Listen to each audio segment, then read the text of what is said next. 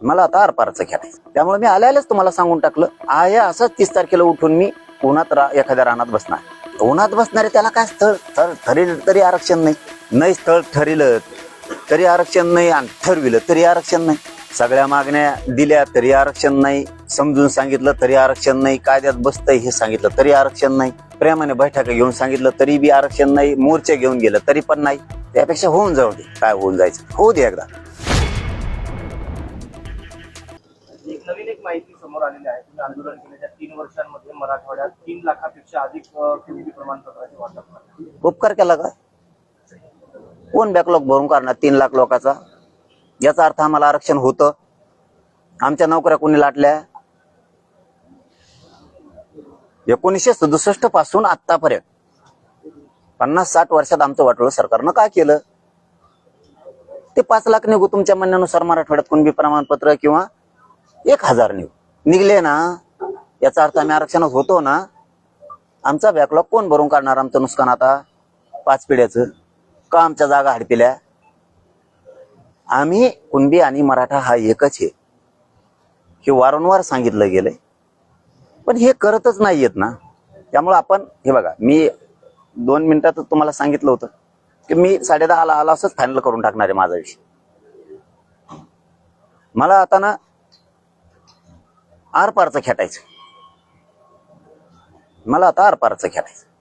त्यामुळे मी आल्यालाच तुम्हाला सांगून टाकलं, आहे असंच 30 तारखेला उठून मी उन्हात एखाद्या रानात बसणार. उन्हात बसणारे त्याला काय स्थळ ठरलं तरी आरक्षण नाही, नाही स्थळ ठरलं तरी आरक्षण नाही, आणि ठरविलं तरी आरक्षण नाही. सगळ्या मागण्या दिल्या तरी आरक्षण नाही, समजून सांगितलं तरी आरक्षण नाही, कायद्यात बसतंय हे सांगितलं तरी आरक्षण नाही, प्रेमाने बैठका घेऊन सांगितलं तरी बी आरक्षण नाही, मोर्चे घेऊन गेलं तरी पण नाही. त्यापेक्षा होऊन जाऊ दे, काय होऊन जायचं होऊ दे एकदा. हा ठीक, एक गोष्ट खरी आहे, याच्यात माझ्यावरती प्रेम करणारा गोरगरीब मराठ्यांचा खूप मोठा वर्ग आहे. त्यांना विषय वाईट वाटणार आहे की उन्हात लोक बाहेर निघत नाहीत, आणि तुम्ही एवढ्या रखरखत्या उन्हात आता जीवाची लाई होणार आहे. त्याच्यात ते माशासारखं तरफडून मेल्यासारखा प्रकार आहे आता. येऊ त्यांना वाईट वाटेल, पण माझा नाविलाज आहे, मला त्या भूमिके घ्यावा लागते.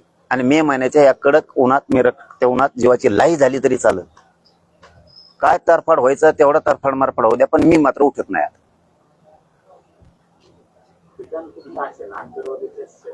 अंतरवाली बाहेर नाही.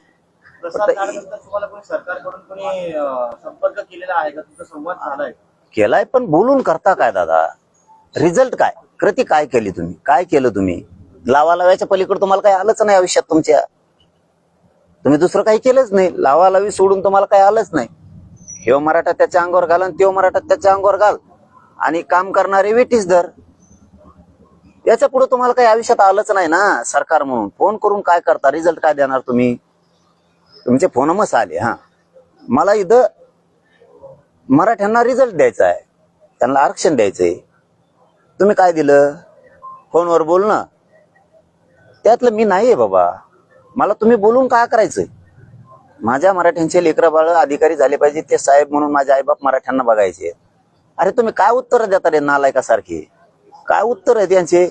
पश्चिम महाराष्ट्रातला मराठा समाज हा सदन आहे, त्यांच्याकडे ऊस आहे, बागायती आहे, फळबाग आहे. पश्चिम महाराष्ट्रातल्या ओबीसीकडे फळबाग नाही काय? काय सरकार चालित? इतकं क्रूर सरकार आणखीन आलं नसन रे कधीच देशात, जगात. काय उत्तर आहे? पश्चिम महाराष्ट्रातल्या मराठ्यांना आरक्षणाची आवश्यकता नाहीये, कारण ते सदन आहेत, त्यांच्याकडे ऊस येतं, फळबागा आहेत, द्राक्षे येतं. ओबीसीकडे नाहीत काय? मग तिथं असणाऱ्या बागायती असणाऱ्या ओबीसीला आरक्षण नाही काय? हे रूल आहे काय आरक्षणाचा? तिथल्या मराठ्यांकडे ऊस येतं, पाणी, सदन येत म्हणून त्यांना आरक्षण नाही देत आम्ही. मग तिथला ओबीसी काय डोंगरात राहतो का? त्यांच्याकडे फळबागा ऊस नाहीत काय? त्यांच्या पोरा नोकऱ्यातून आरक्षणातून नोकऱ्यात नाही काय गेली म्हणून मराठ्यांची जाऊ नये? विदर्भ, मराठवाडा, आम्हाला पाणी नाही, आरक्षण बी नाही. काय चूक केली राव आम्ही? अखंड महाराष्ट्राची एकजूट राहावा म्हणून मराठवाड्याला आरक्षण असून सुद्धा मराठवाडा आरक्षण सोडून अखंड महाराष्ट्रात सामील झाला. अरे नागपूरला तरी पश्चिम महाराष्ट्रात यांनी नागपूर करार केला. अरे आम्ही एवढा विश्वास टाकला या महाराष्ट्रावरती, या महाराष्ट्राच्या सरकारवरती, की विनाट आम्ही तुमच्याकडे आलो. कारण कुठं आपली एकजूट दिसावं, आपण अखंडपणा आपल्याला दिसला पाहिजे. तरी तुम्ही आम्हाला आरक्षण असून सुद्धा देत नाहीत. तुम्हाला लढाई खेटायचंच ना, त्याला विलाजच नाही. खेटू आपण 30 तारखेपासून खेटू. किती खेटायचं तुम्हाला. यांना लावायच्या पलीकडे काय नाही आलं बघा. यांच्या क्षमता नाही गोरगरिबांचे प्रश्न सोडवायची. जे सोडतात ते मराठीकडे गेले नाही पाहिजे म्हणून त्या मंत्र्यांना टार्गेट केलं जातं. अजित दादा शिंदे साहेबांचे मंत्री टार्गेट का? ते गरीबाच्या समस्या जाणून घ्यायला येते म्हणून. तुम्हाला यायचं नाही. तुम्ही टाळ्या वाजणारे असल्यासारखे बंगल्याच्या आत बसता. तुम्हाला बाहेर यायचं नाही. तुम्हाला गोरगरिबाच्या शेतकऱ्याचे प्रश्न सोडायचे नाही. डिझेलचा एवढा उद्रेक चाललाय, तुम्हाला पंपावर येऊन बघायचं नाही का हाल चाललेत. कोणाचं घर जळालं, त्याच्यात माणूस जळाला, दवाखान्यात जाऊन तुम्हाला त्याला बघायचं नाही. एखादं पेशंट आजारी पडलं, अपघात असलं, त्याचं ऑपरेशन असलं, तुमचा मुख्यमंत्री सहायता निधी लवकर लोकांना येत सुद्धा नाही. तुमचा पीएस सापडीत 8 दिवस जाते, तोवर पेशंट मरत नाही, तो सुट्टी होऊन घरी येतं. हे तुमचे काम. डिझेलला बघायला सुद्धा तुमचं कोणी जात नाही. ते लोकात येतात. मराठ्यांकडे कोणता मंत्री गेला नाही पाहिजे, नसता त्याला टार्गेट करा.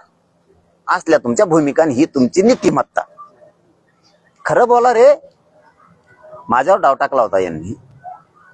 देवेंद्र फडणवीस साहेब 100% मराठ्यांना आरक्षण देते,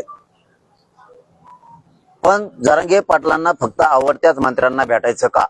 देवेंद्र फडणवीस साहेबाला भेटायचं नाही का? काढा बाईट त्यांची 16 तारखेची. ही यांची बाईट. मग शब्द काय गेला माझ्या गरीब मराठ्यात? देवेंद्र फडणवीस साहेब 100% आरक्षण देतील. आम्हाला बोलवा ना. का तुम्हाला नुसत्या आवडत्याच मंत्र्यांना भेटायचं? तुमच्या संभ्रम मराठा समाजाचा असा घालून दिला की आम्ही आरक्षण द्यायला तयार आहेत, पण जरांगे पाटील आम्हाला बोलवीत नाही. मराठ्यांनाही वाटलं असतं ते देत तर का बोलवीत नाही. 17 तारखेला तुमच्या मीडियाच्या बांधवाला सांगितलं, ये बाबा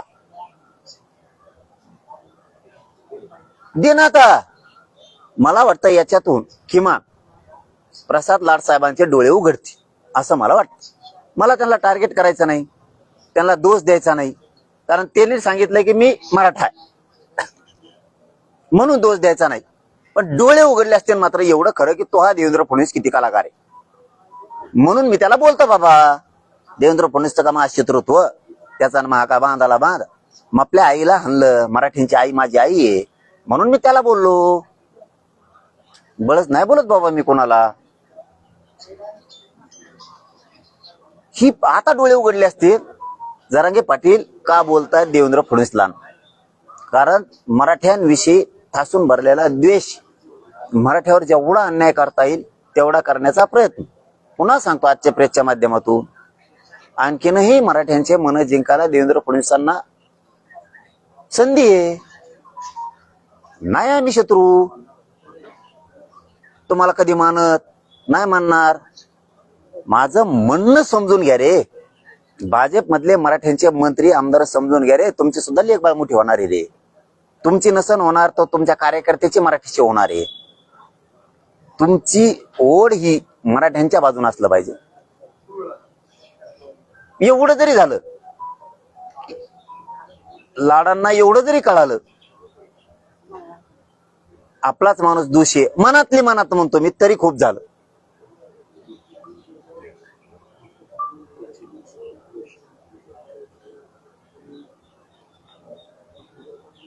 आपलं 30 फायनल, आपलं 30ला फायनल. 2-3 गोष्टी तेवढ्या सांगायच्या, त्या पुन्हा एकदा सांगतो. हे कठोर आणि कडक आमरण उपोषण होणार आहे आणि भर रखरखत्या कडक उन्हात होणार आहे. मी बास टाकून तिथं बसून जाणार आहे उठलो असाच. मग तो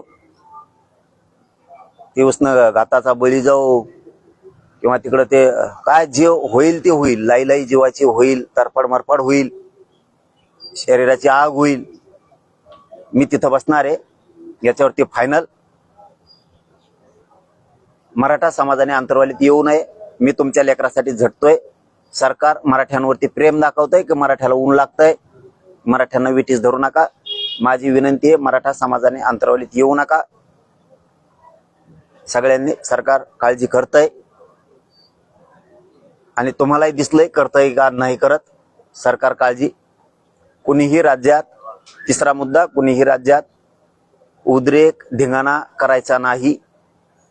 सगळ्यांनी शांततेत, मी तुमच्या समाजाच्या लेकरा बाळाच्या कल्याणासाठी मी मरायला तयार आहे. कारण माझा सुद्धा जीव लय दिवसाचा तरफडतोय. कारण माझ्या शरीरात ह्या उपोषण केल्यामुळे इतक्या काय वेदना आहेत की त्या सांगूनच पूर्ण होत नसत्यात. चालायला त्रास, पोटात आग होती हमेशाच, अंग थरथर कापतं, शरीरात चावल्यासारखे प्रकार होते अनेक. त्याच्यामुळं शरीरात खूपच वेदना आहेत.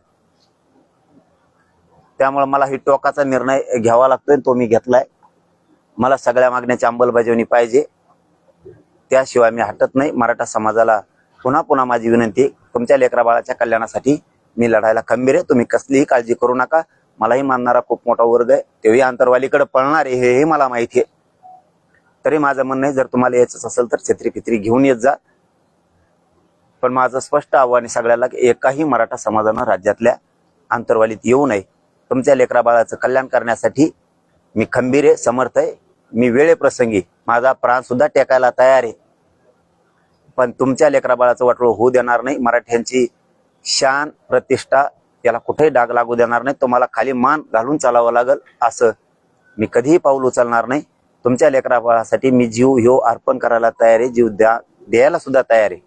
फक्त मराठा समाजाने कसल्याही प्रकारचं उद्रेक, असं काही आंदोलन वेगळं काहीही कोणी करू नका. 30 मेला आमरण उपोषण होणार आहे, त्याच्यात कसलाही बदल होणार नाहीये. पुन्हा पुन्हा मला तोच धाक असतोय की माझ्या मराठा समाजाला दम निघणार नाहीये, हे मला चांगलं माहिती आहे. साधं उपोषण करायचं म्हणलं तरी मराठा समाज खूप टेन्शन मध्ये येतो. आता हे तर अति टोकाचं आहे की देशभरात असं आमरण उपोषण कधीही झालेलं नसेल. पण आता त्याला माझा नाविलाज आहे.